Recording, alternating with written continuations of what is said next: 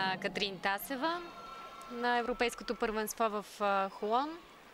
До сега заслужи така оценката отличен за представянето си. Завършва с лента.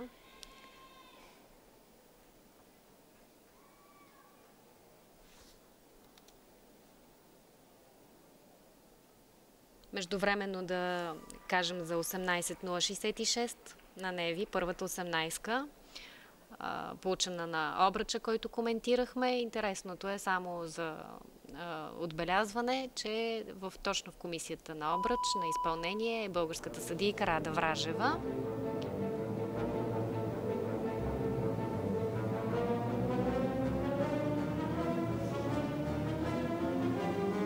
Също нова композиция, както вече споменахме, програмата е изцяло сменена в коренно различен стил от предходното съчетание.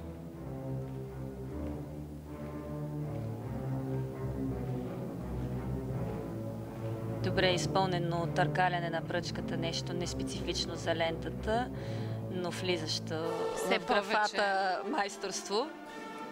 Макар и не толкова рядко използвано, но един от елементите, които съдиите признават за майсторство, разбрахме го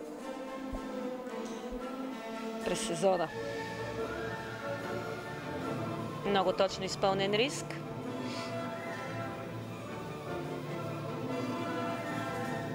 Сложна изпълнена спирала по време на равновесие.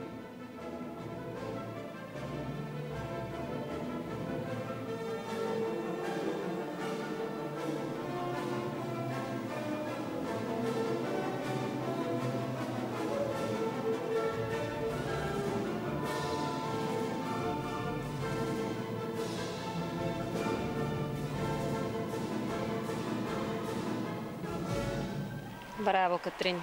Можем само да я поздравим за един изключително успешен дебют. 4 безгрешно изиграни съчетания с доста голяма техническа сложност с уреда.